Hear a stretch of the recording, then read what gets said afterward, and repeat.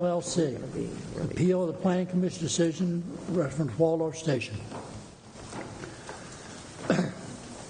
Now, do we have somebody from staff to? there's somebody here?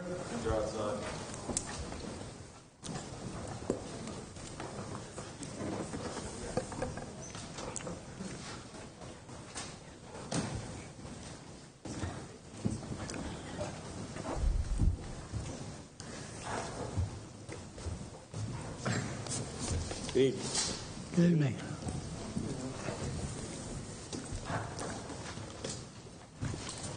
Mr. Claggett, are we going to hear from staff first? Or? No, we're not going to hear from No, staff because first. there's been a request for a preliminary hearing on some of these preliminary motions. There will be no staff report. These motions are purely legal in nature. There won't be any testimony or evidence otherwise taken this evening. We're only here to hear arguments from council. Okay. All right. And I understand they gave us. Excuse me. I'm sorry. I understand they gave us 5 motions. There are 5 motions. The first is purely the motion, the request for a preliminary hearing. The second is a motion to dismiss for lack of jurisdiction and for failure of appellants to satisfy statutory requirements to be parties to the Planning Commission proceeding. The third is a motion to dismiss the amended appeal. The fourth is a motion to limit the subject matter of the appeal. And the fifth is the motion to dismiss for lack of agreement. I've had conversations with both councilors, and they've agreed to only argue tonight the second, third, and fourth motions. Depending on how you all rule on these motions, should we reach the fifth motion, the motion to dismiss for lack of agreement, they'll ask you to schedule that for a later date. All right. Now, just so the people in the audience understand, this is not a public hearing. This is not a zoning case or an appeal that's going to be settled tonight. There will be no public testimony. We will hear the arguments on the motions, and very probably will adjourn because there is a mountain of written material here to contemplate our decision, and probably will not make a decision tonight, I would think, based on the volume of evidence. And some of the evidence we received as late as Friday and today, and haven't had a chance to review a lot of it. So, yeah, just to clarify, you all should have copies of all the motions. We have the 5 motions. We have opposition to the motions and a reply to those motions. You all can rule on these motions tonight. At any time tonight, you can ask to close down the session and to take legal advice from myself, or of course you can take the motions under advisement to issue a ruling at a later time. So you have some flexibility tonight. okay. All right, sir. Thank you very much. Mr. Chairman, members of the Board of Appeals, it's nice to be down here this evening. My name is Edward Gibbs. I am an attorney, and my offices are located in Largo, Maryland. I am pleased to be here this evening representing the property owners and the applicants below for the application for the preliminary subdivision plan for a project known as Waldorf Station. My clients are Waldorf Restaurant Incorporated, South Star Limited Partnership, and Cheney Properties Incorporated. Below the property that forms the subject matter of the preliminary subdivision plan is about 144 acres of land. It's located on both the east and the west sides of 5301, just south of the Prince George's County line in Charles County. The property has various base zoning classifications, but in 2004, County Commissioners approved a transit overlay, a TOD, for the property in its entirety. More recently, my clients filed an application for approval of a preliminary subdivision plan. The sole purpose of that plan was to divide the property into lots. That's it. That preliminary subdivision plan, after myriad hearings, lots of review, was approved by an affirmative vote of the Planning Commission for Charles County on September 22nd, 2014. Now, on October 22nd of 2014, Mr. Nelson, on behalf of 3 individuals, Mr. Stephen Paul, Mr. Devin Smith, and Meredith Sweet, as well as 2 organizations, 1,000 Friends of Maryland and Mattawoman Watershed Society Incorporated, he filed an appeal to you from the approval of the Planning Commission's action in approving the preliminary subdivision plan. On or about the same day, he also filed an appeal from the Planning Commission's approval in the Circuit Court for Charles County. So he filed 2 different appeals. And the reason, and he says so in his papers, is that he's unclear as to where the appropriate jurisdiction lies. And I really, in my conversations with Mr. Nelson, I likely would have done the same thing myself were I faced with the statutory scheme that we're dealing with here. So he filed an appeal in the Circuit Court, appealing the exact same thing that he has appealed here to the Board of Appeals. All right? Now, on October 30th, Mr. Nelson filed an amended appeal letter with you, the Board of Appeals. And he added 4 more individuals, Mr. Hyman and 4 people, each with the surname of King, residing at the same address. So he added 4 more individuals at the time of filing this amended appeal. His basis, he says, for filing the amended appeal is that on October 6th, bear in mind the Planning Commission voted on September 22nd to approve the preliminary subdivision plan. On October the 6th, at a regular meeting of the Planning Commission approved the minutes of the action it took on September 22nd. And so in his paper, he says, I'm appealing the October 6th adoption of the minutes, alleging that is the action of the Planning Commission. He filed on or about October 30th an amended petition for judicial review in the Circuit Court. So we have an appeal and an amended appeal before the Board of Appeals. We have an appeal and an amended petition for judicial review in the Circuit Court. I represent, of course, the owners and the applicants, and I'm looking at these various appeal documents. And one thing I do know is this. We lawyers can file appeals in many different places, but at the end of the day, only one board or body is going to have jurisdiction to hear this case, rightfully hear this case. It's either going to be this board or it's going to be the Circuit Court. And I will be the first person to admit that there are some ambiguities and potentially conflicting provisions in the various local ordinances that you're going to look at tonight. I'll be the first person to admit that. And at a certain point in the analysis, I was coming to the conclusion that maybe this board had jurisdiction. I do know that there are other provisions in the local ordinance that I'm going to talk to you about, and which are in this binder tonight. And, they're going to cast doubt on that, and they're going to send us in the direction of an appeal to the Circuit Court. It's your decision to decide whether you believe you have jurisdiction or not. So that is a potential action on your part which ends this administrative proceeding before you. If you rule you don't have jurisdiction, it's over. There is a second, equally important issue that may result in these proceedings terminating.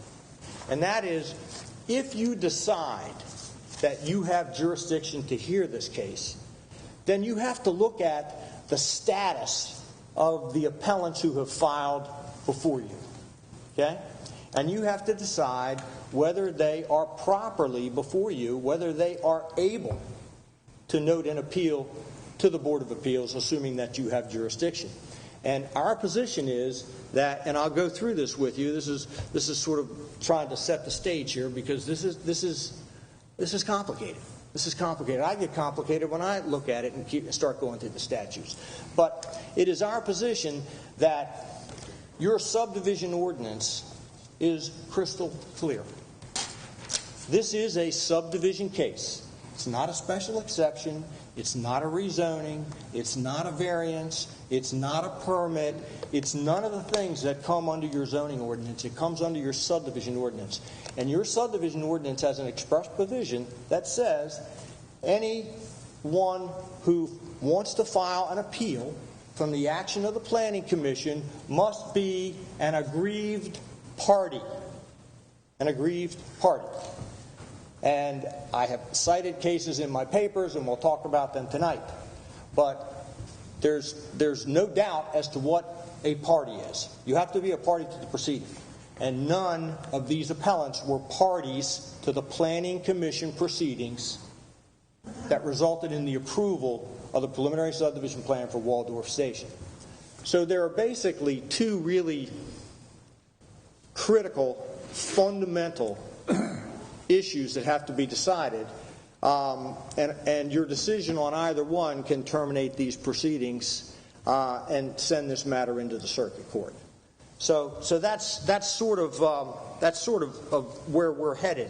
And so what I did, and I debated whether to excerpt these statutory provisions, but I don't see how I could have ever tried to describe them to you without allowing you to have them in front of you. So if you turn and open the binder, and I filed motions to dismiss. Mr. Nelson filed an opposition, and then I filed a reply, and all those papers are before you.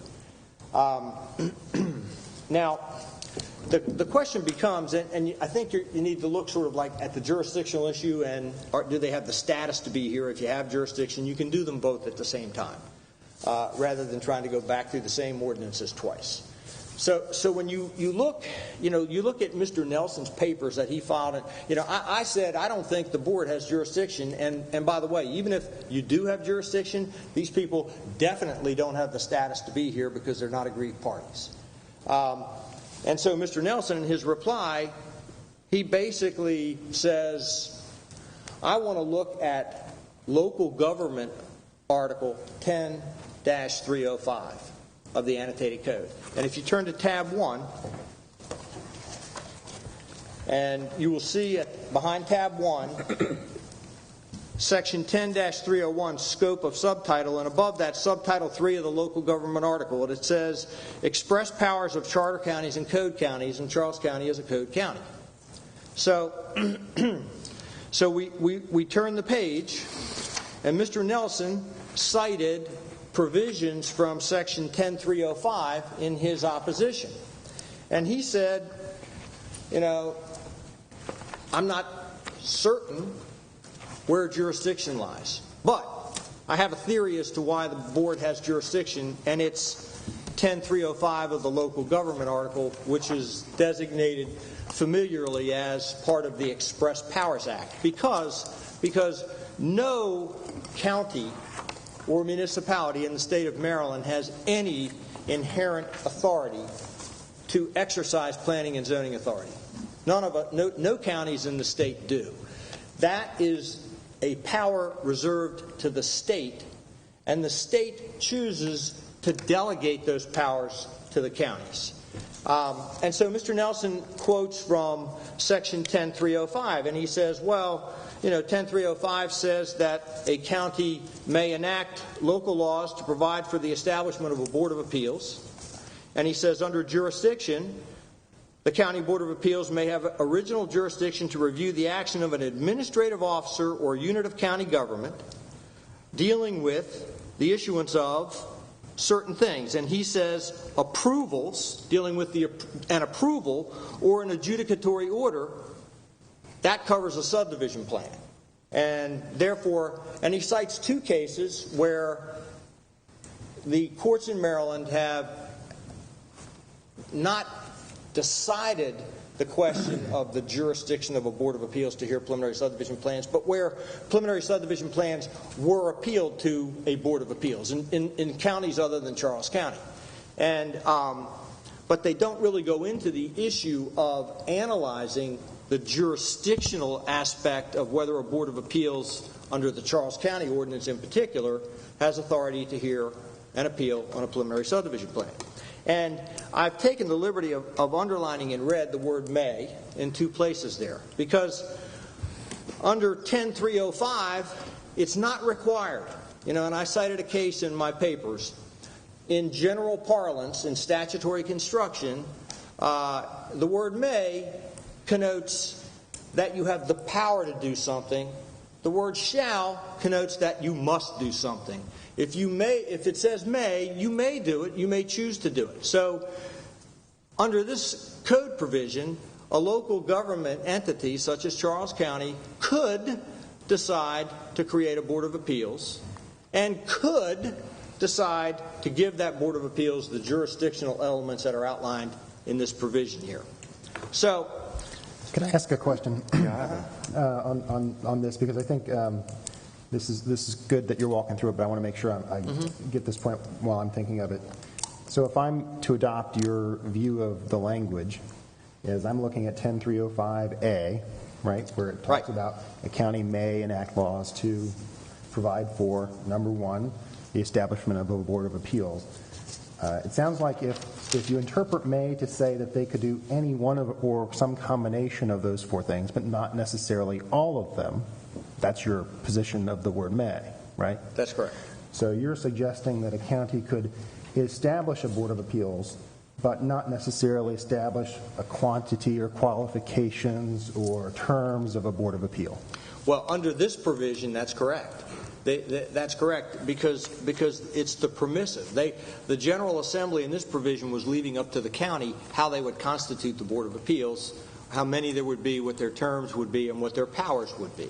But these were things that could be done. But the problem is that, as you're going to see when we turn to the next tab, this law exists and it's part of the Express Powers Act, but the General Assembly has acted in another article of the annotated code in a way that goes far beyond this. Okay. Okay? So, and there are two cases that I have cited in my papers, Hope versus Baltimore County and Chesapeake Bay Foundation versus Dutchfield. Are they in this binder that you gave us? No, sir. They're in my reply. They're in my reply memorandum of law that I filed last Friday. Okay. And in both of those two cases, the Court of Appeals actually says that under 10305, there's no requirement for a county to establish a Board of Appeals. They can if they wish. Right. So clearly may means that they could or could not establish a Board of Appeals. That's correct. The question is whether they have to do all of those things. That is correct. Now, this is all Mr. Nelson cited as the authority for you to have your jurisdiction, plus the two cases in his papers. So what I said was it's a lot more than this. It's not this simple. Because there's another article of the annotated code, and that's the land use article. It was codified in October of 2012 by the General Assembly. The same General Assembly that did 10305. And its purpose was to take the provisions that appear in Article 66B, which were the annotated code provisions dealing with non-charter counties previously and code counties, and then Article 28, which dealt with Park and Planning Commission counties, meaning Montgomery and Prince George's counties, and put them together in a land use article. And so you turn to tab 2, and you see land use article at the top, Title 4, zoning. And under powers, here's the express delegation of powers in 4101. It's the policy of the state that the orderly development and use of land and structures requires comprehensive regulation through the implementation of planning and zoning. Planning and zoning controls shall be implemented by local government. That's you. That's Charles County, that's Montgomery County, that's Cecil County, the various counties. Now, if you turn the page. Wait a minute, before we turn the page. Yes, sir. Under the Title IV zoning, under powers 4-305, it says that the Board of Appeals shall hear appeals, special exceptions, and variances. That's where we're going. We're going to go there if you give me a chance to get us there, sir.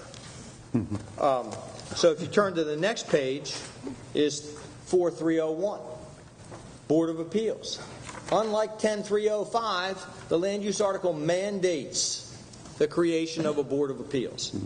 All right? A legislative body shall provide for the appointment of a Board of Appeals. Then if we turn the page, we get to the chairman's comment. And it's 4305. And these are the powers. Board of Appeals may, and that's where it becomes the decision of the local legislative body, the county commissioners. Board of Appeals may hear and decide appeals when it is alleged there is an error in any order, requirement, decision, or determination made by an administrative officer or unit. All right, may. And then please turn over to section 4306, again in the land use article, under the title dealing with zoning. Appeal. Procedures. Who may file? An appeal to the Board of Appeals may be filed by a person aggrieved by the administrative officer or unit. Okay? Aggrievement is a term of art in the law, and, that is not an issue which we're really going to get to tonight. But those are the provisions of the land use article which have relevance here. So, again, this is just like 10305. This is an enabling statute. It gave the counties the right then to enact laws that would create a Board of Appeals. Except under a land use article, which is in 2012, you don't have discretion. None of the counties have discretion. It is required that they create a Board of Appeals now. So you go to tab 3, and we say, all right, what did Charles County do? Charles County's zoning regulations are contained in Chapter 297 of the Charles County Code. And if you could turn over to the second page there, Section 297-2, Statutory Authority. This chapter is adopted pursuant to the provisions of Article 66B of the Annotated Code of Maryland as amended. Editor's note, said article was repealed by acts of 2012, blah, blah, blah. See now the land use article. Okay? So, your county commissioners used the authority conferred in the land use article. Not in the local government article as argued by Mr. Nelson, but in the land use article to create a Board of Appeals. But they took that power from Article 66B. Well, no. What they did, your code is structured such that the language that previously existed referred to 66B. When the land use article was codified in 2012, 66B was out the window, and the provisions of the land use article replace Article 66B. I understand, but this zoning document was adopted. Oh, yes, it was 66B. adopted previously. That's correct. So the commissioners have not taken action to change this language since 2012. That's correct. That's Right. correct. But you have to read this language in light of the land use article. We have no other option. Okay. So then you turn over to Board of Appeals. Powers and duties. This is in your zoning ordinance at section 297-409. Board of Appeals shall, that's a mandatory, hear and decide on the following. Appeals from any final order, decision, requirement, interpretation made by an administrative official in the enforcement of any matter authorized by Article 66B, Annotated Code of Maryland. Same editor's note appears after that, this which has been inserted in your zoning ordinance. All right? And then it says, as provided in Section 297-417. Okay? All right? So we need to now go to 297-417. And it says, A, an appeal from any final order or decision of an administrative official may be taken to the board by an aggrieved applicant. Okay? So that's who can file an appeal to the Board of Appeals, an aggrieved applicant. So it's your position that 297-417A supersedes the state code of 4306, where it says a person aggrieved. Yes, and ultimately, but ultimately, to make matters a little more confusing, we're going to get to the subdivision ordinance because of what I'm going to tell you next. But yes, that's true, because under the case of Chesapeake Bay Foundation versus Dutchfield, in that case,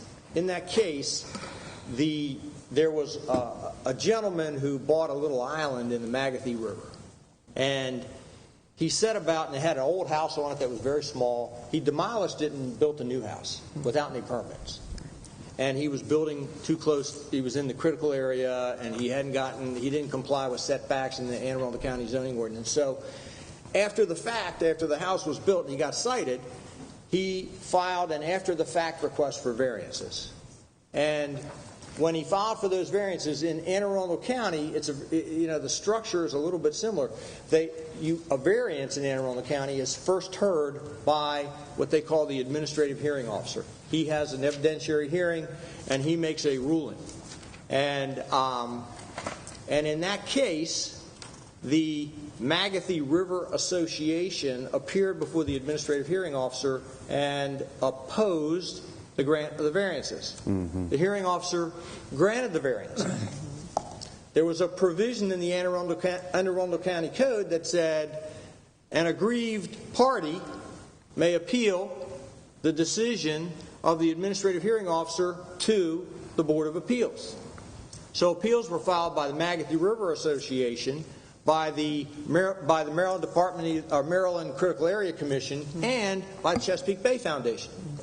The owner of the island filed a motion to dismiss the Chesapeake Bay Foundation, saying, wait a minute, you weren't a party before the administrative hearing officer's case. You weren't a party, and the code requires that you had to be an aggrieved party. And Chesapeake Bay Foundation said, wait a second. That provision is more stringent than what the annotated code provided. We didn't have to be an aggrieved party under the annotated code.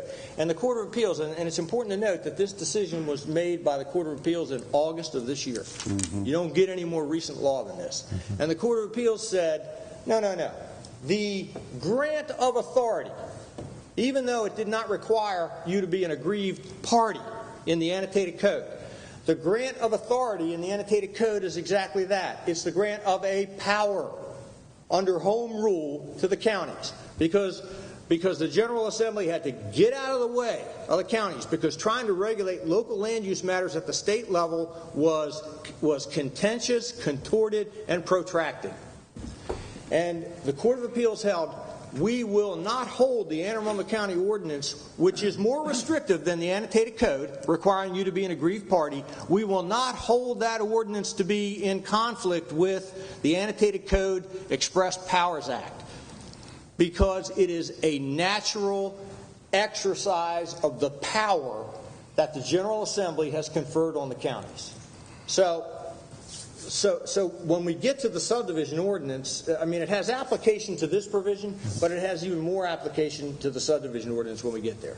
So anyhow, where are we now? So we're looking at under the zoning ordinance a provision that says appeals can be filed to the Board of Appeals by any aggrieved applicant. And that takes you to the definitions section in the zoning ordinance, which, unfortunately, we don't have a definitions section in the subdivision ordinance. But in the zoning ordinance, we do. And if you turn to 297-49, you see, under paragraph A, unless otherwise specifically provided, the words and phrases defined shall have mandatory, the meanings indicated when used in this chapter. And if you turn over to the next page, there is a definition of applicant. And it says, a person, corporation, or company whose request initiates the administrative procedures for the issuance of a zoning permit, zoning change, special exception, variance, appeal, sign permit, or other decision based on this chapter. Now, I can go with an argument that says these folks can be deemed an applicant because they are an applicant for an appeal. I can go with that. But what I can't go with is that any appeal that's filed has to be based on this chapter, meaning the zoning ordinance. The zoning ordinance. The zoning ordinance is chapter 297. It must be based on this chapter. All right? So, what do you have? For jurisdictional purposes, we're at a point where, Charles, this is Charles County's ordinance, it's not mine. I'm just reading it.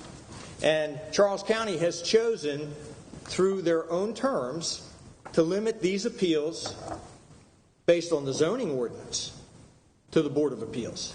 Now, does that mean, and so May I ask a clarifying question? Yeah. Right to your point. So what you're saying is that if the developers, the Cheney, the people you represent, had they gone in front of Board of Appeals and received a decision that they didn't like, these definitions would mean that they should rightfully appeal to Board of Appeals to appeal that zoning decision. But these community groups that weren't directly involved or directly parties to that hearing, they have no standing here at Board of Appeals. Is that your argument? That's partially right. But what I'm saying is that, look, I think it's ambiguous enough that I'd have a hard time making my decision where, like I said at the beginning, I might have done what Mr. Nelson did, filed both places. But what I'm saying is this. You have to distinguish zoning from subdivision. Right. Subdivision is not zoning. Subdivision is planning. Zoning deals with special exceptions, variances, rezonings, site plans. Those are zoning controls. Those are things that deal with height, area, setbacks, uses that are permitted. That's zoning. Subdivision is an entirely different animal. And the only thing I'm saying is that when you read this provision, it says that if you're an applicant, it says that you have to be an aggrieved applicant. And when you read the definition of an applicant, it says that you have to be filing an appeal that's based on this chapter, meaning the zoning ordinance. There's nothing in Chapter 297 dealing with subdivisions. May I just ask one more question? Because I'm following you very closely, and I just want to get your thoughts on this before we hear the other side.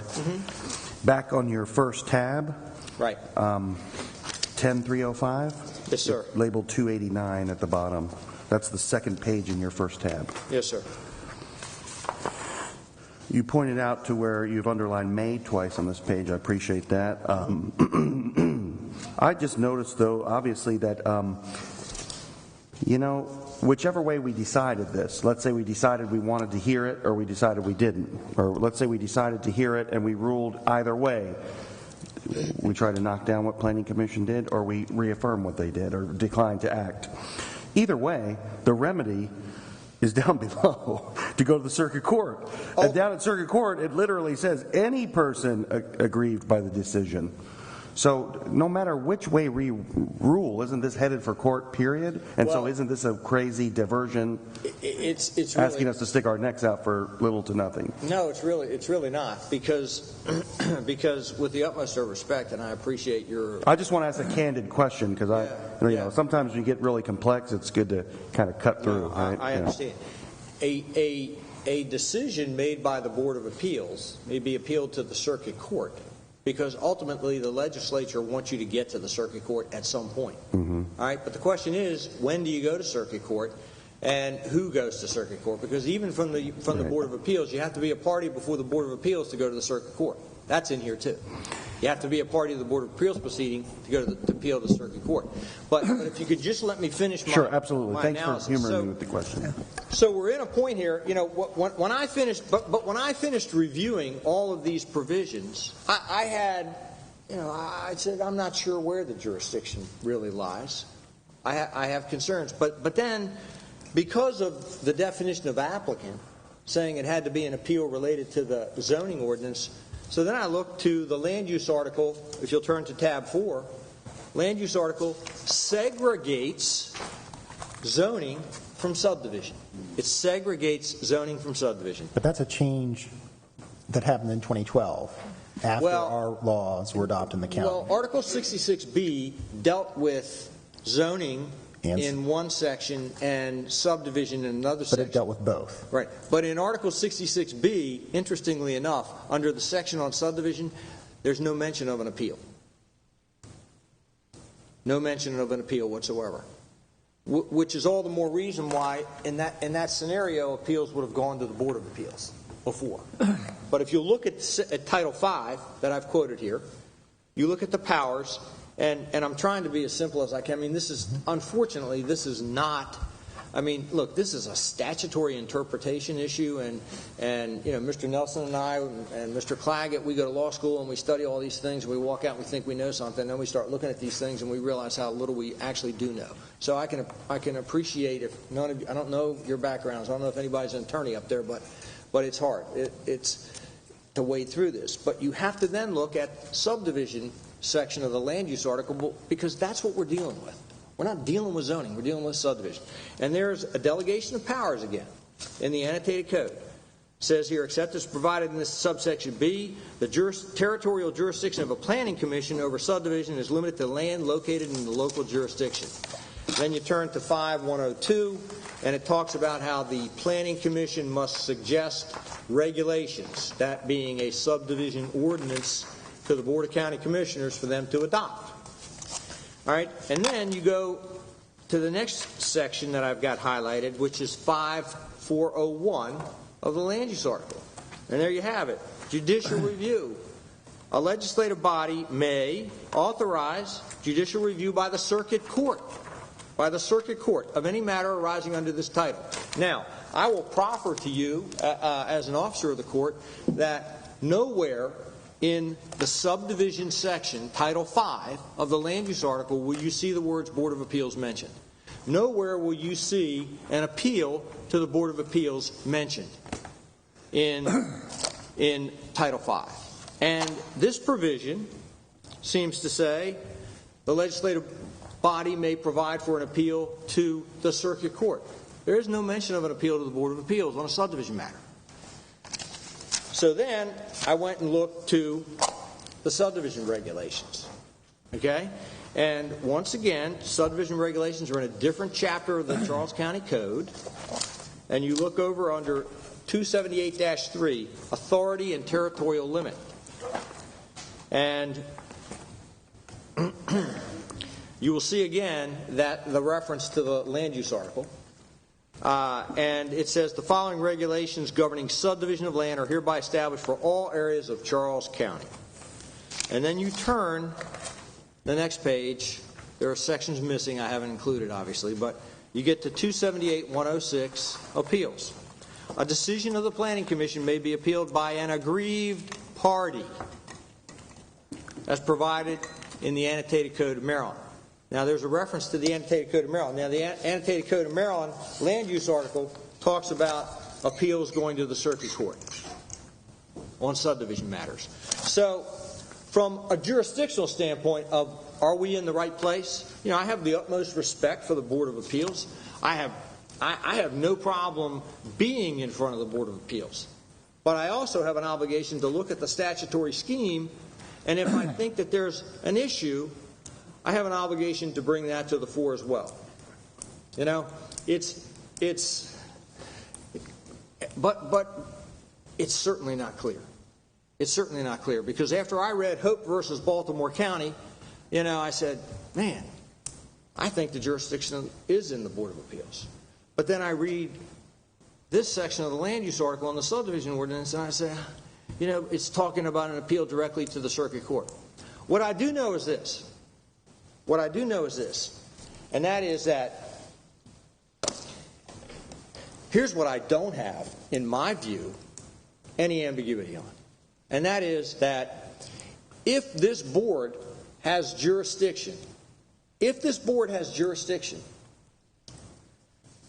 someone appealing to this board from a subdivision matter can only get here through 297-106.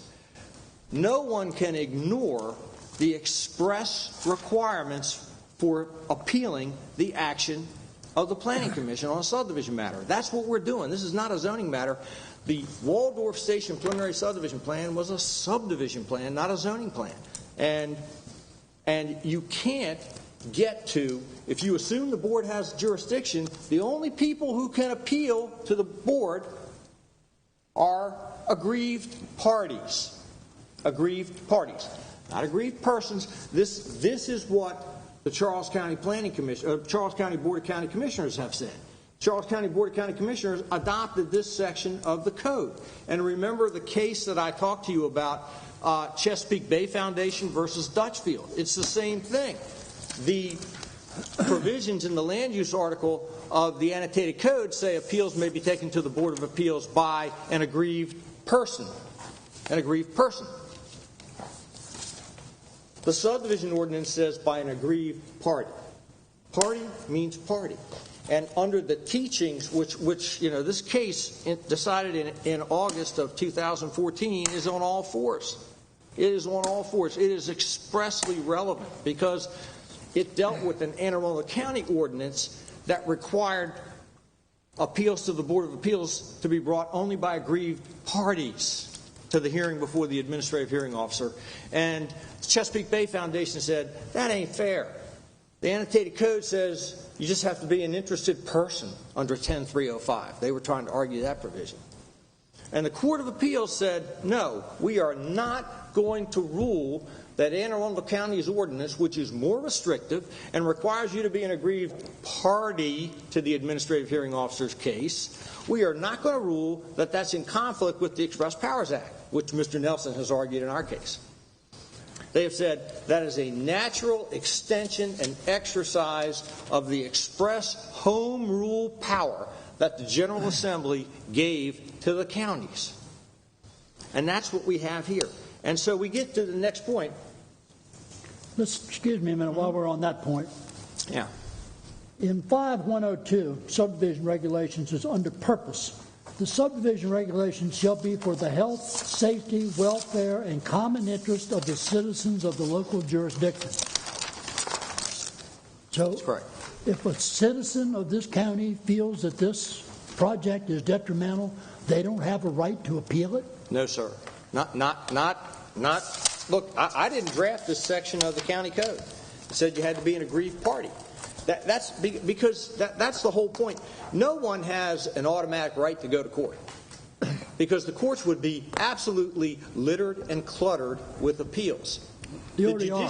The general, pardon me? You already are. Exactly. Can you just walk us through that one more time? Because it says may be appealed by an aggrieved party on your 278-106 as provided in the annotated code of Maryland. So can you walk me through that one more time? Yeah, sure. How it defines aggrieved party as not just a person? Yeah, well, party is party.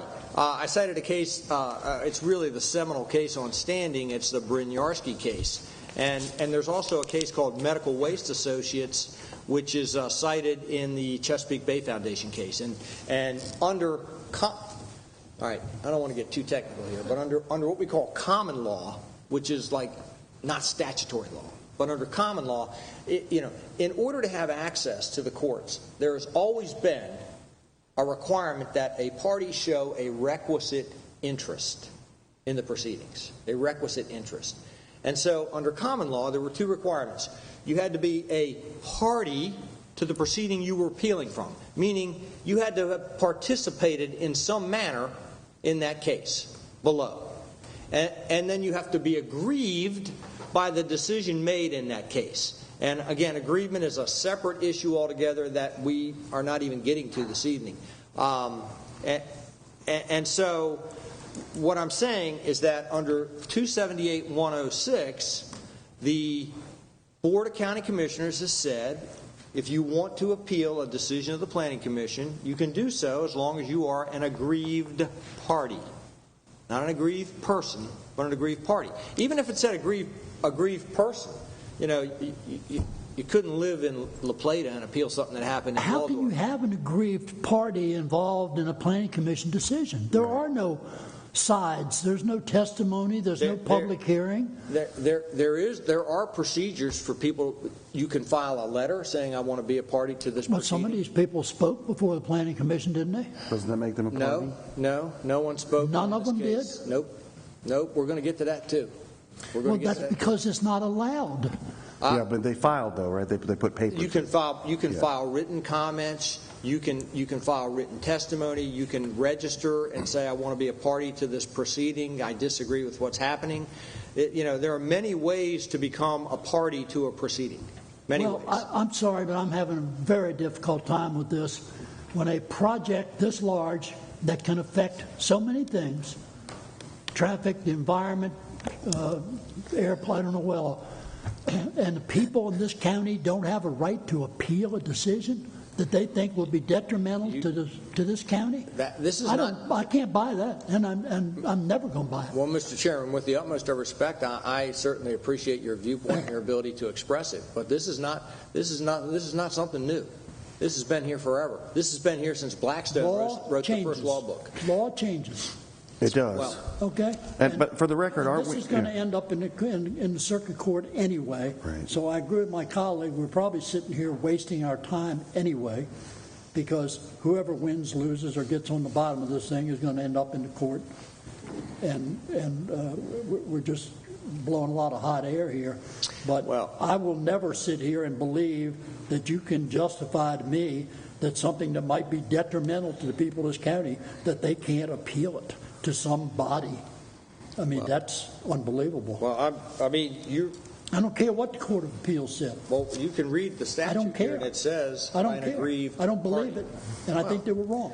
I'm just reading what the county commissioners enacted. That's why Court of Appeals decisions are sometimes taking another step, too. That's true. Everybody doesn't agree with everything. Could have went to the Supreme Court. Listen, I have an obligation to read the statute, Mr. Chairman. I'm reading them, too, and I'm reading them here where it says that the whole idea of subdivision regulations are for the health, safety, welfare, and these are things that you outlined in yellow yourself in your booklet. There's no question. And the interest of the citizens of the local, well, it says right there, the common interest.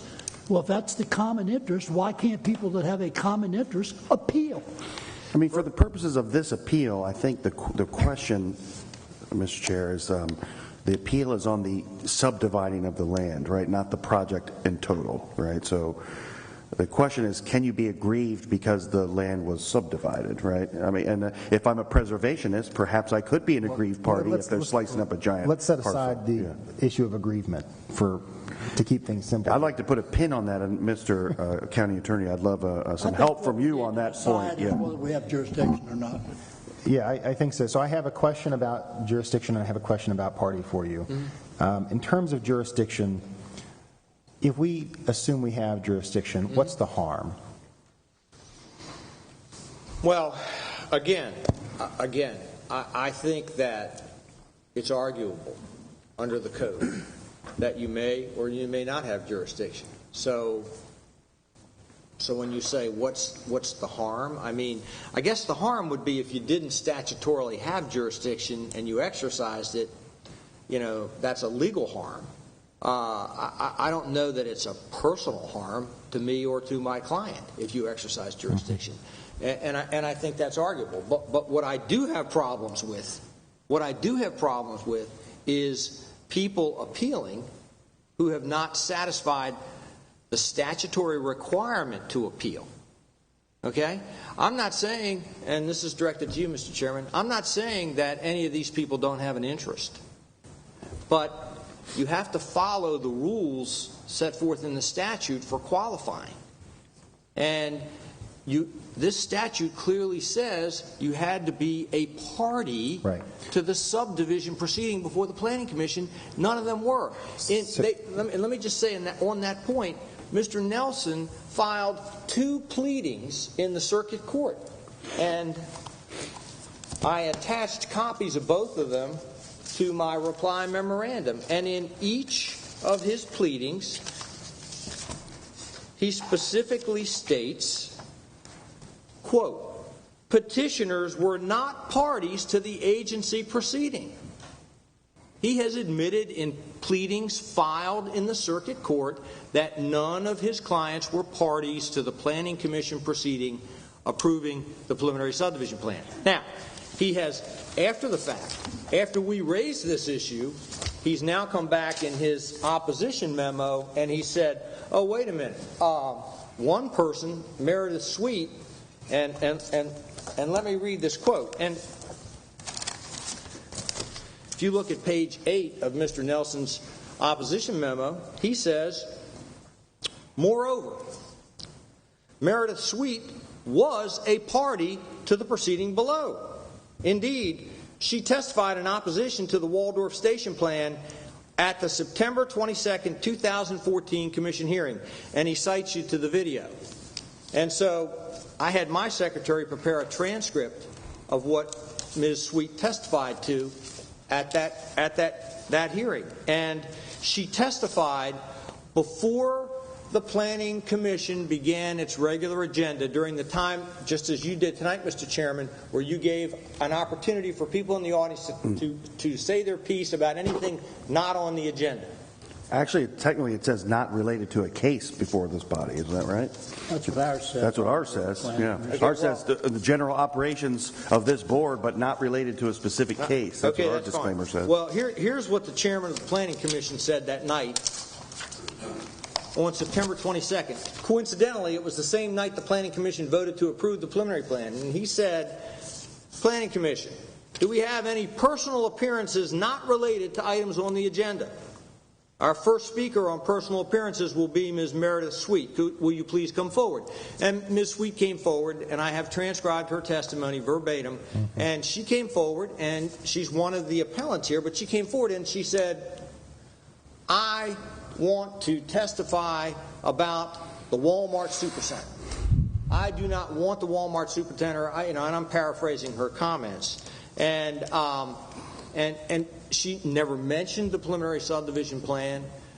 At some point, one of the staff members in that video said, well, the preliminary subdivision plan is on the Planning Commission board agenda tonight for a vote.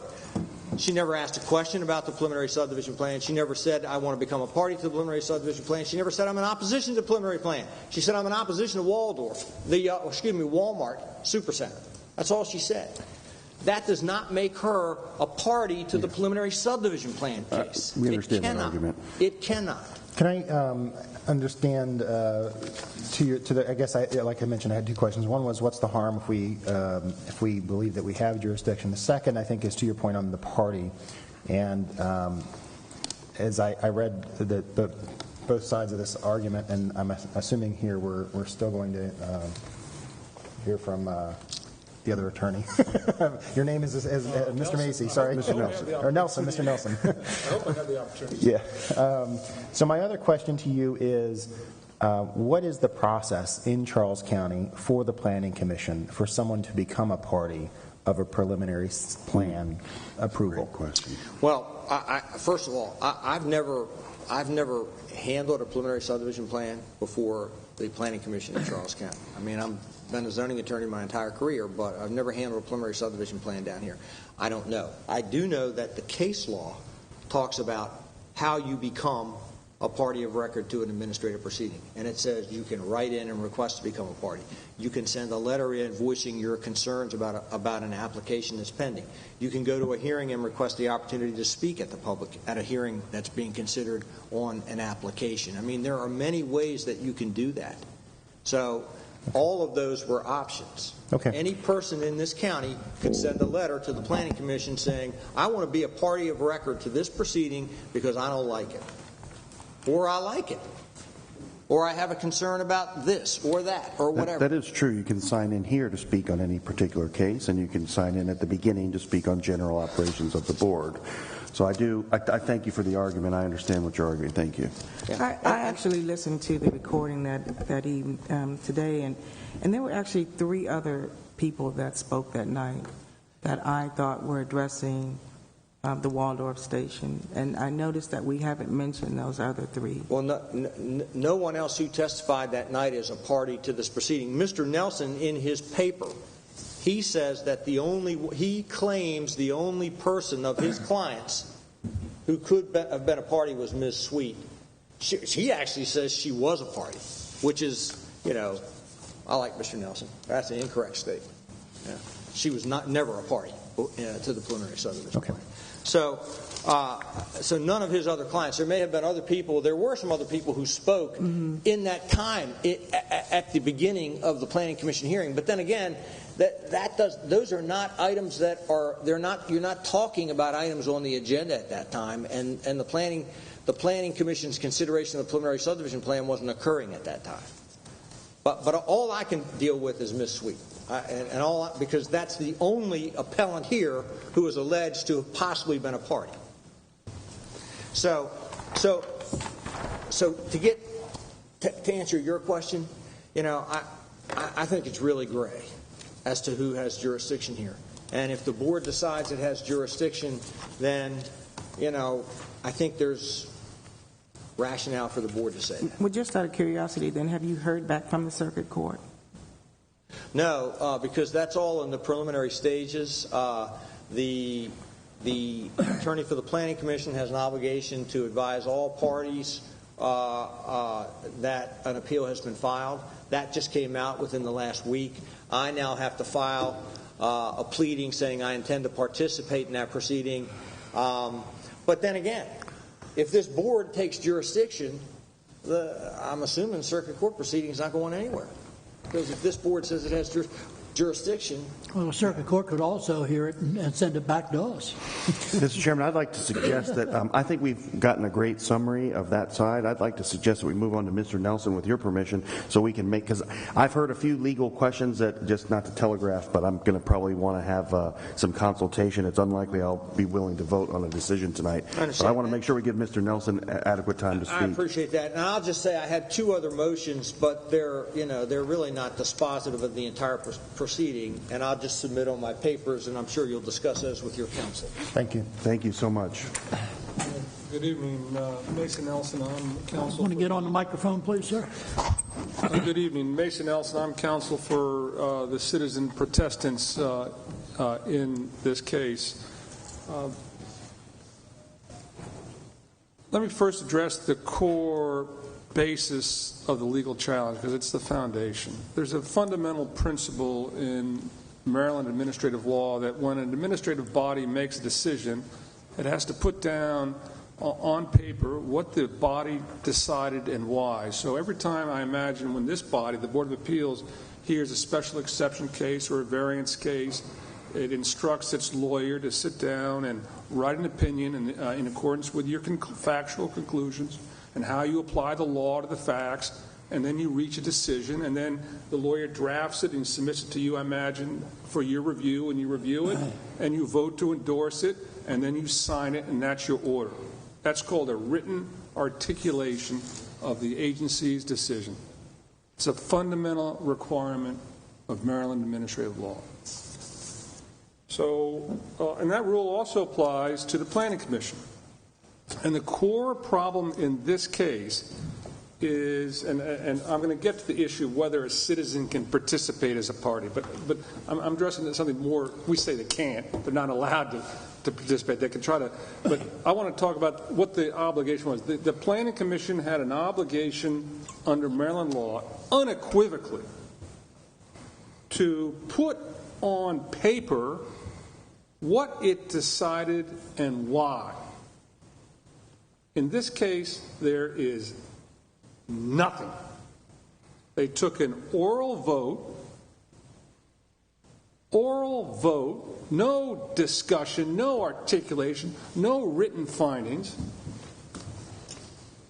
And then we're confronted with this question, well, what do we do? There's no written opinion. Do we appeal that? Right? And I'm a lawyer. My objective is to protect my client's position in the process. So we noted an appeal within 30 days of that oral vote. Then they approve the minutes. The minutes are just a written record of the vote, right? No articulation, no findings of fact, no discussion of the applicable law. And the applicable law is so important, they found on an oral vote that they were going to grant a variance of the requirements regarding the resource protection zone to allow a road to go through the county's resource protection zone, and they did that on an oral vote with no written findings of fact or law. Nothing. So my clients come to me, what do we do? I said, well, there's a problem. I said to my clients, unequivocally, there is a problem. They violated their fundamental requirement to write this decision. How do we challenge it? Well, I said, ooh, it's a problem. And in my practice, I represent citizens all over the state in environmental land use cases, and this is not the first time I encountered a murky situation, and my practice is if there's murkiness about the route, you do both. Because if you select route A, they're going to say you should have done route B. If you select route B, they're going to say you should have gone route A. It's happened to me 100 times. So I do both. Can I ask you a question, sir? Yes, sir. You You mentioned that, and I guess this would be more from Matt. He said that the Planning Commission, in approving this thing, approved a variance. I didn't think the Planning Commission had the right to do that. I thought all the variances had to come here. May I clarify that, sir? Yeah. I beg your pardon. I tried to communicate the notion that it was like a variance. The applicant was asking to be excused from the strict requirements of the resource protection zone. And if you were to look at those requirements, I believe if you as a board member have heard variance cases, you would say there's similarities in the test for the variance. No reasonable alternative. But there was no variance. Not a technical variance. Yeah, Mr. Nelson was making an That was a analogy. little misleading. I didn't understand that. Yeah.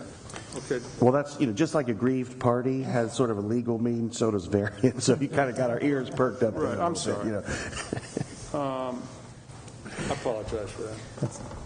Thank you, Mr. Nelson. I don't think he's finished. He's not done, but I would just, because of candor, right? I mean, you're trying to get something done here. So my apologies for the rude interruption, but we were considering the matters of jurisdiction. I wanted to ask you to hopefully highlight in your remarks anything that you could tell me, because I think there'd be a difference between us second-guessing another commission or board's finding of law versus finding that they did something improper, right? So if it's the latter, I think that might point more towards jurisdiction of Board of Appeals. So if you have something like that, I'd sure like to have that highlighted for myself. Well, I think Thank that's you. what he's talking about, Yeah, with them failing to articulate it in writing and all that sort of Understood, Mr. Chair. I'd just like to give hints in the name of expediting this. Thank you. So if the board, I'm going to argue the board has jurisdiction, but if the board has jurisdiction, the question is really a judicial review. Did the Planning Commission fulfill its requirements in the law to articulate what it did and why, and is there substantial evidence to support their findings? If the circuit court has jurisdiction, the circuit court performs the same analysis. The way I see it is the Planning Commission, there's an evidentiary hearing, there's a barrel into which all the evidence goes, and that's what we look at, and that's where the written decision ought to be, and it's not there. But so let me tell you why I believe the board has jurisdiction. All zoning power and land use power originates in the state, and the state delegates that in the enabling statutes to the various types of counties, including this code county. And that delegation of authority is very broad. It's an expansive handing off of land use authority. We could look at the language, very broad. But just because the state gave the county the authority of the county doesn't mean the county has the authority, because the county has to accept the authority. It has to implement the authority, and then it can explain the authority through its rules and regulations. So my first question is, did the state delegate to the county the authority? And we, for Board of Appeals, we say yes, that's the 10305. Then I say to myself, did Charles County accept that authority for the Board of Appeals? And I say yes. Section 297-409, this is the county's ordinance now. The Board of Appeals shall hear and decide the following: appeals from any final order, decision, requirement, or interpretation made by an administrative official, etc. Then we have this legal debate: is the Planning Commission, we say yes.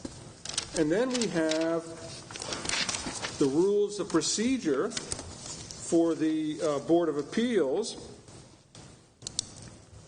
These are your rules. We cite these that are in our paper at page 4.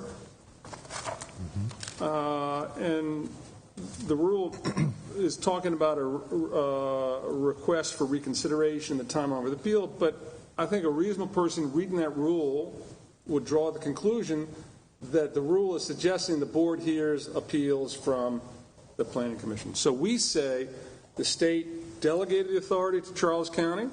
Charles County accepted it in the zoning ordinance provision I cited, and this rule spells it out. We say this board has authority.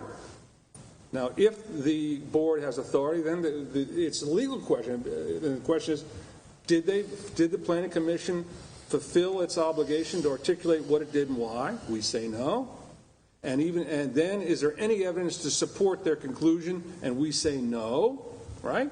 And then we're going to ask, if you accept it, we're going to ask you to conclude that A, there was no decision, problem, and B, there was no evidence in the record to support the decision if they wrote it. Case is over. We say we win. Now, my adversary argues, not so fast, right? He said, he cites to 278-106, and I was sitting there quietly listening to that argument, and I was chomping at the bit because, I spend my life talking about aggrievement in these cases,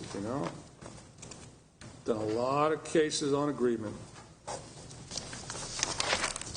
A decision of the Planning Commission may be appealed by an aggrieved party as provided by Maryland law. I'm paraphrasing. Aggrieved.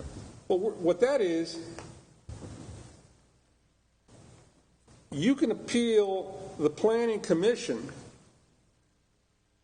if you can meet the test for agreement. Not that you weren't required to be a party to that Planning Commission. You have to show that you can show evidence to support a conclusion that you can show an aggrieved status as a party in the appeal. That's the way we read it. Now, my colleague says, we got this case from the Court of Appeals. That from Anne Arundel County, and that says that here's the definition: a party aggrieved by a decision of the Administrative Hearing Office, so that's the evidence of aggrievement, who was a party to the proceeding, right? Who was a party to the proceeding. That language is not in our code, your code. Then, so that's legal stuff. But the real answer is, I share these papers with my clients, and they say, you got to be kidding. We're not allowed to participate.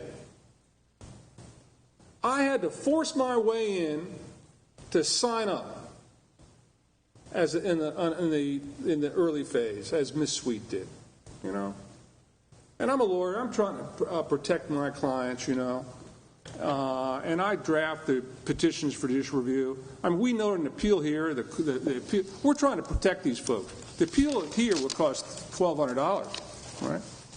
We paid it. We did an appeal in circuit court. We paid it because we want to make sure we got our bases covered. And when you do a petition for judicial review, the rule says you got to state whether you're a party to the case. And so, like, if you do a case in Prince George's County, in Baltimore County, or Anne Arundel County, there's an adversarial proceeding. You call witnesses, you stand up, say, my client is X, and you put them on the stand, they take the oath, and they testify. None of my clients did. I said, they're not a party. And I was talking to Ms. Sweet. She said, well, I did try to force my way in, right? So I said that. So I knew more when I wrote the memo than I did when I did the petition for judicial review. I'll also make the observation that the Matter Woman Association also submitted written comments at an earlier phase of the same project. So that's somewhere buried in that record. So we reject, I must say, we reject emphatically the notion that my clients don't have the right to participate in a review of this process. So we ask you to rule that you do have jurisdiction, and then we can have a hearing on the merits. And I will say that if you reach that rule, I'd probably ask Circuit Court to stay that proceeding because some other higher authority might reach a different view, So I'd probably move to stay at the circuit court if this board accepts jurisdiction. So for all those reasons, I ask the board to deny the motion, dismiss the appeal on the grounds that this body has jurisdiction to hear this appeal. Thank you for your time. Thank you. Thank you, sir. Typically, the person filing the motion gets an opportunity in oral argument to respond to the argument made on the other side. Do I have any questions? Do we have any questions for the applicant? I have actually a couple questions for our Mr. Claggett, some of which I think would be appropriate for an open session, if that's okay with you. Sure. The first is, do we have any history in this county of a matter that was before the Planning Commission being appealed to the Board of Appeals? We do, one that I'm aware of. And is it relevant for the purposes of precedence? It's relevant insofar as it was a preliminary subdivision plan issue that was appealed to the Board of Appeals. It was 12 years ago, but I do believe that jurisdiction was never an issue raised before this board, and nor was the issue of whether or not the appellants had to have been parties Weren't the to the laws proceeding different below. 12 years ago also? Well, I believe the law was the same, but I believe the subject of this first motion of Mr. Gibbs, both those issues were not raised in that earlier case. And I think what I heard from Mr. Nelson is that we were speaking earlier about Amagathy River, did I get the name right? Case that was decided by the Court of Appeals in August. I think what I heard was that there was a difference in language between our county code and that other county code. Is that an observation you would agree with? Yeah, I think that's fair. I'd have to read the case again, but I do believe that the Anne Arundel County Code and Charles County Code are different. Okay.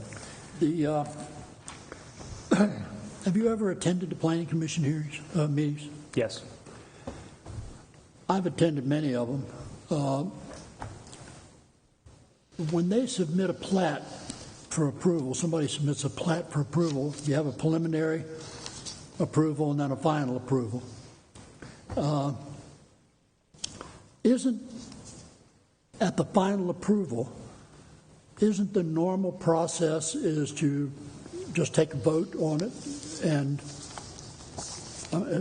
their rules are not the same as ours. That's correct. And they have never had to articulate why they're signing a subdivision plat. I mean, that wouldn't make much sense. If it was supposed it was a plat to divide one piece of property into two little lots, why would you articulate some kind of a... Yeah, it's not like an adversarial process usually, right? It's not. And the Planning Commission acts after legal advice from the county attorney's office and from the staff who will tell them, yes, the plat meets all the requirements, and yes, it's the way it's supposed to be. I have mixed feelings here. The issue of whether or not we have the right to hear an appeal of this thing is one issue. Number two, I don't see what the basis for this appeal is, because I haven't heard any testimony that the Planning Commission did anything wrong.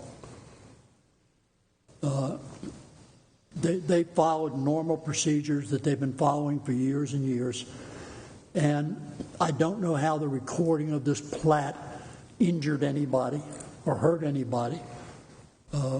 That would come at the next step when they start using the property for something. If they didn't like what they're using it for, we've had mention of the Super Walmart, for instance. If people are against that, they're against that. But that has nothing to do with recording a plat. Or subdividing, right? Yeah, frankly, or subdividing. And I'm not sure. I'm not sure which way to go legally with this. My opinion is I'm not ready to decide whether we have jurisdiction or not. We can if we want to and say, yes, we do have jurisdiction. But I haven't heard any evidence to tell me that we should overturn the Planning Commission's actions. I think they were perfectly legal. They were in line with what they have done for years, and I don't. No, I can't go there. Well, if I may, and Mr. Gibbs and Mr. Nelson can chime in if they'd like, but the only reason we haven't heard anything about the merits of the Planning Commission decision is purely because we haven't reached that part of the proceedings yet. We're just only deciding here if we're on the gonna hear it. preliminary motions. Depending on how you rule on the preliminary motions, we may reach that time, and we'll reach it at a subsequent hearing, but that's just not on the agenda for today. That would Well, I know, but don't we have to think that there is a reason to overturn the Planning Commission decision? I mean, to have a hearing on it? No, I would advise this board to take the motions, these motions, and essentially in a vacuum, and not to look ahead towards the actual merits of appeal, and just to consider these motions on their own. Again, I believe I've told you this before. You don't have to rule tonight. You can, any one of you can make a motion to close the session, and we can for the provision of legal advice, and we can talk about the issues. You can take the motions under advisement and issue a ruling at a later date. You have options. Mr. Claggett, thanks for pointing that out, because I have to confess I'm normally very prepared for class, and I've read each word of the filings before entering the building, but we received some of these very, very late. Yeah, absolutely. So that's a lot of material. So I hope Mr. Nelson's not offended by this question, because normally I would have read everything more thoroughly. But in your motions before us tonight, are you alleging that the Planning Commission did something improper? Are you like they violated their own procedures, or are you alleging that they decided a matter of law incorrectly, in your opinion, or both, or neither? Well, let me clarify. Mr. Nelson didn't make any motions. I'm sorry. Yeah. Mr. Nelson is asking us to hear an appeal on that decision. Right. On what basis, though? We haven't gotten to that stage yet. So we're just deciding whether we can even hear the appeal. That's right. But can you share with us what the basis of the appeal would be? I think that's what he was just doing. Yeah, but happy to do that. Just but in the 60-second summary, I'd like to know if we're trying to re-examine the law about the decision they made, or are we trying to re-examine their procedure? Because to me, those are different matters of standing. Again, I would note that the merits of Mr. Nelson's appeal are irrelevant to these motions. Even whether it's a matter of procedure by Planning Commission versus finding of law. So we have two things to decide: whether or not we have jurisdiction, number one, and number two, are they an aggrieved party? Whether or not they should have been parties to the Planning Commission proceeding. There are two other motions that are outstanding. I know, Mr. Gibbs, you mentioned in a rush that you'd submit on your papers. I don't know if the board wants to hear Mr. Gibbs on the motion, Mr. Nelson's opposition. There are two other motions outstanding. So I don't know if this board would like to hear argument on those motions. Mr. Chairman, I think that there are this is a very unusual hearing for us. And I think that before we ask for any more information from either of the parties before us, I would suggest that, and I would move that we move into a closed session to have some consultation with our attorney to get some advice from him on his interpretation of the codes that have been brought up and his interpretation of the arguments that we've heard, so that we can come back a little better prepared. My feeling is that because it's almost 9 o'clock, that it might make sense for us to meet with Mr. Claggett tonight, but to hold off on any decisions until a future date. So after our closed session, maybe we just kind of shut down for the night and then kind of come back at a date in January that maybe the clerk can help clarify for us. And at that point, we can come back with any decisions on these motions that are in front of us. I don't think we'll take more than a few minutes in closed session. Is that right? Do you want to terminate the public session and not reserve the right to come back and make a statement? Well, we haven't even gotten to the hearing yet. Yeah. We're just consider the motions are in front of us. That they are in front of us in their complete nature. They've had an opportunity to discuss them. We have an opportunity to ask questions. The first one, yeah. So I think my suggestion is that we meet with Mr. Claggett get some advice from him on how to rule on these motions, and then when we come back in January, we can decide whether we're going to accept or deny those motions, and based on that, whether or not we're going to have a hearing on the case. Yes, Mr. Chairman, thank you very much.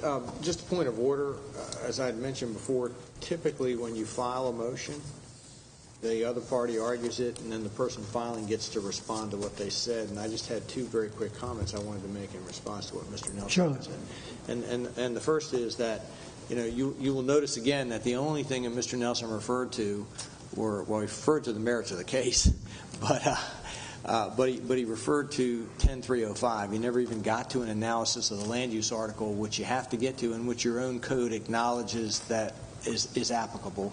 And then number two, he tries to make the point that because your subdivision appeal provision that says aggrieved party is not identical to the language in the Anne Arundel County appeal provision, that it's somehow of no value. And if you look at the Brynjarski case that I cited, if you look at the Maryland waste decision, which is cited in the Chesapeake Bay Foundation case, the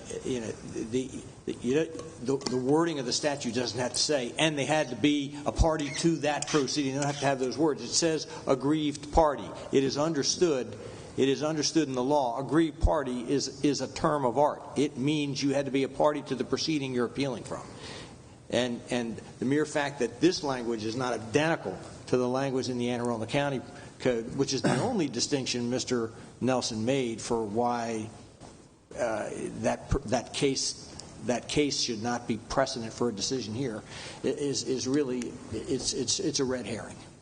So that's the only comment that I wanted to make, and I understand your procedure. I will submit all my papers for the other two motions, and we'll come back when you tell us to come back. So specifically relating to that aggrieved party thing, Mr. Nelson actually alleged that one of the people who would like to have become a party was somewhat prevented from doing so, or maybe was made uncomfortable even doing it. He said that outright, that she had to sort of, quote unquote, push her way in. Is that what you said, Mr. Nelson? Yes, that's exactly what I said, that my client shared with me an impression that was similar to the impression that the chairman expressed, and I don't want to quote it because his words are, you heard his words, and I don't want to get it wrong, but the message is that in a planning commission hearing, there's not really an opportunity for someone to be a formal party. Right. And so, yeah, I said that she pushed her way in for the early phase of the evening. Mr. Claggett, are you aware on the Planning Commission, I know the operations are somewhat different than our board. I'm not as familiar with their day-to-day procedure manual, but in our board, citizens are allowed to sign in to speak on general matters at the beginning, but they're also permitted to sign in on any case that's before the board. Are there similar procedures in effect at the Planning Commission? I believe there are similar procedures, but again, it depends on the nature of the case. The reason why... I would suggest that we actually have the attorney for the Planning Commission here. We have the attorney, but So I have a very fundamental concern here.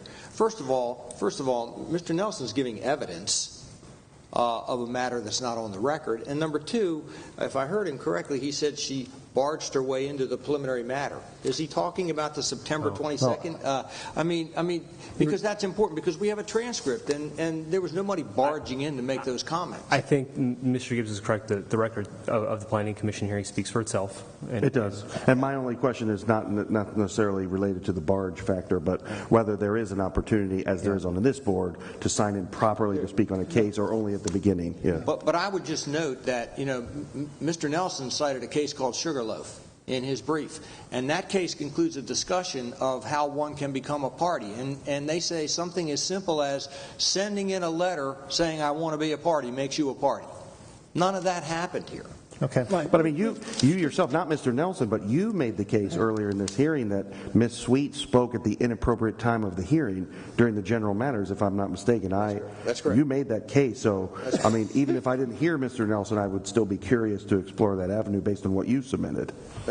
there's a time before and the Planning Commission attorney who's here can clarify that, but there's a time before the Planning Commission regular agenda when people are accorded an opportunity to speak on matters not on the agenda.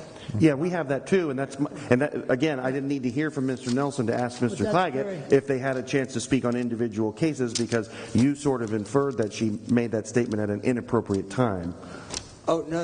Or that didn't make her a party. It didn't make her a party, right. But it wasn't inappropriate that she spoke. I understand. No, I understand. She's allowed to speak at that time, but you were. I guess the case you made was that her speaking at that time didn't make her a party. You made that. That is case. correct, yeah. Especially since she didn't talk about the preliminary subdivision plan. She was Sure. talking about the Walmart case. Not I just, in weighing what you said, I'm just like, if there was an appropriate time that evening for her to speak, that might make a difference in my mind. No, and to answer your question, no, there is not a sign-up sheet to speak on issues such as preliminary subdivision plan. So following your argument that in order to become a party, she needed to file some kind of paper or something. She'd have to file a letter or do something like that. The Sugarloaf case is Mr. Nelson's case, and if you read it, it says you can become a party by sending a letter in saying, I want to be a party. You can become a party by sending a letter in saying, I protest what you're doing. Right. Those are provisions that are discussed in the Sugarloaf case as to ways you can cut. We've been over this. We're rehashing old ground here. Yeah. Excellent. Yeah, I don't know how many people would know that they have to send a letter in to become a party to something. I don't think that's common knowledge for a normal citizen, but they expect if they show up at a hearing that they're going to be able to talk. Mr. Chairman, I made a motion that we move into closed session. I would ask if you wouldn't mind, Mr. Chairman. I think it would be useful before we go into closed session with Mr. Claggett, if we could ask the Planning Commission attorney a question around how someone in Charles County historically or customarily within the county would become a party to a subdivision plan proceeding. Is that something that we could do before we continue on my motion? I think, isn't the Planning Commission's attorney here? Yep. Yes, and actually, after we hear from the Planning Commission attorney, I do have one question for these attorneys before we go into the closed session. Could we hear from the Planning Commission attorney?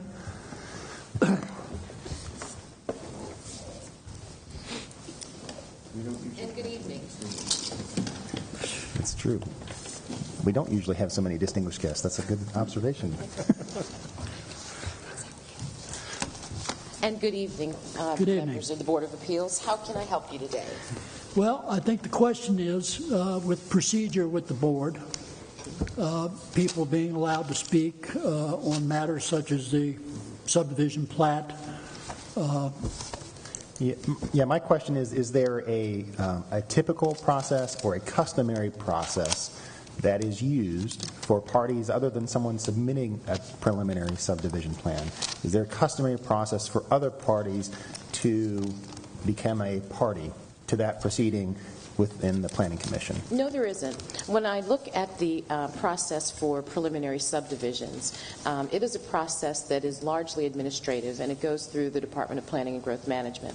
They have a pretty complex review process to evaluate whether or not somebody's proposed plan, in fact, complies with the subdivision regulations. So to the extent that the plan has any deficiencies, in which case the members of staff will go ahead and work with the applicant to make sure it is that there is compliance. So just by virtue of the nature of the review process, it ends up not being something that is adversarial or in a position where someone can take exception to the process that brings the preliminary plan to fruition. Great. Thank you. Thanks. Thank you very much. That clears that issue up, I'm sure. Thank you. I do have one question, actually. Mr. Nelson, we have a whole host of your clients here that are appealing the Planning Commission decision to this board. We've only heard or read that possibly one of your clients actually testified at the Planning Commission hearing.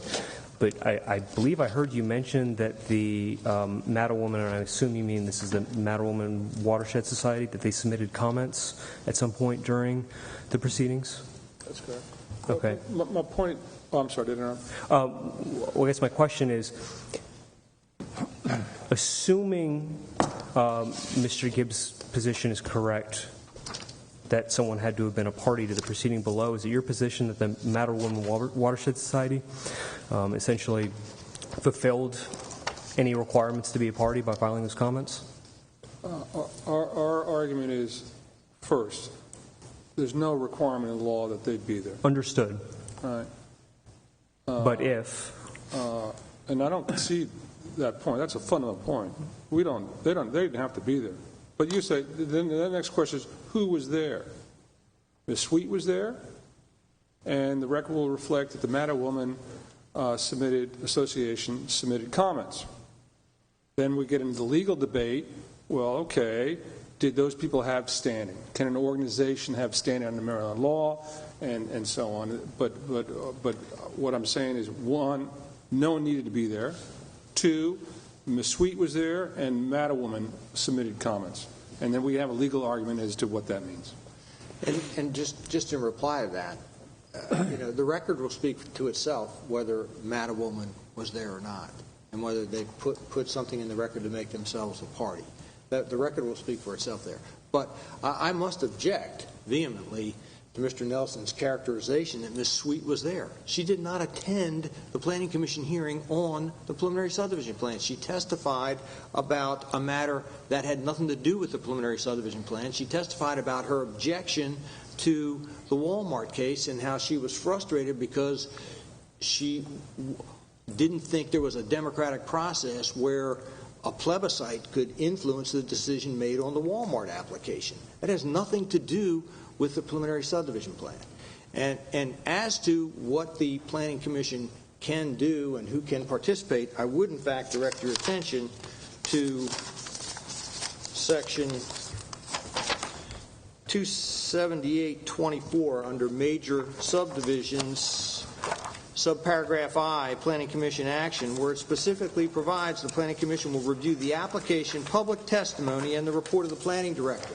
So whether or not people come to testify is one thing, but the ordinance provides that there can be public testimony in addition to submitting letters. So thank you very much. Thank you. So, Mr. Chairman, I just Before we do close, did we want to discuss dates in January 13th? for the convenience of all the parties here? Yeah, Madam Clerk, is there a date that we would reconvene this preliminary hearing? The next Board of Appeals meeting is January 13th. 13th? 13th. Mm-hmm. Does that work? So am I to assume from all of us that that's what we want to do, or do we want to make a decision? I'd like to talk to Mr. Claggett before we make any decisions. I'm not sure how long that... I second Brendan's motion to go into closed legal session to terminate this meeting of the Well, I know, board. but we could do that and still make a decision tonight. Oh, I see. We could reserve, if you choose, Mr. Chair, to keep the board open until we return. Sure. Yeah. We can do that too. I mean, but that's... How long do you think we need, Brendan? I don't know the answer to that question. That's why I figured it would just be easier for all parties to come back. I mean, All right, I just wanted all the options out there, that's all. I have my advice ready to give you, but it depends on how much conversation that creates. Okay. Well, let's go ahead and, Brendan, you want to make your motion? Yeah, so the motion was 13th? to... Just continue the whole matter till the 13th? Yeah, so I would move that we move into closed session for legal advice on the motions in front of us, and that we plan to reconvene our public portion of this preliminary hearing on January 13th. I have a second? All in favor? Aye. Aye. So moved. Thank you. Thank you. Gentlemen, thank you. Thanks, everyone.